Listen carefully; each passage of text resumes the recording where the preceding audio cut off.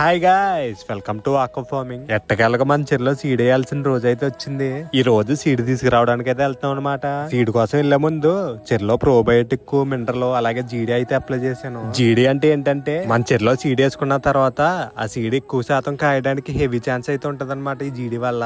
దానికోసం అయితే జీడి అప్లై చేశాను. ఇదంతా అయిపోయిన తర్వాత చెరులో వాటర్ కూడా తీసుకెళ్లాను అనమాట. నాకు కూడా ఈ వాటర్ శాంపుల్ ఎందుకు తీసుకెళ్తారంటే తెచ్చుకునే సీడ్ ఈ వాటర్ లో ఎలా సర్వే అవుతుందో చూడడానికి అయితే ఈ వాటర్ శాంపుల్ తీసుకెళ్తారు. అలా సీడ్ తీసుకురావడానికి అయితే స్టార్ట్ అయిపోయాం. ఈసారి సీడ్ కాకినాడ నుంచి అయితే తీసుకొస్తున్నాను. ఈ సీడ్ తీసుకురావడానికి మన ఫాలోవర్ నుంచే వ్యాన్ అయితే బుక్ చేసుకున్నాను. లాస్ట్ టైం సీడ్ వేసినప్పుడు మనోడినే తీసుకెళ్లాలి గానీ కొన్ని రీజన్స్ వల్ల అయితే కుదరలేదు. ఫైనల్ గా మనోడైతే దొరికాడు అనమాట. ఈసారి మనోడు కూడా వీడియోలు బాగా చేస్తాడు, కొంచెం మనోడికి కూడా సపోర్ట్ చేయండి. ఫైనల్ గా హ్యాచరీకి అయితే వచ్చేసాం. ఈ హ్యాచరీలో సీడ్ వేయడానికి మెయిన్ రీజన్ ఏంటంటే మా దీపక్ బ్రో ఈ పేజ్ స్టార్ట్ చేసిన తర్వాత మనోడు బాగా క్లోజ్ అయిపోయాడు అనమాట. నాకు దానికి తగ్గట్టు మనోడు హ్యాచరీ టెక్నీషియన్ అనమాట.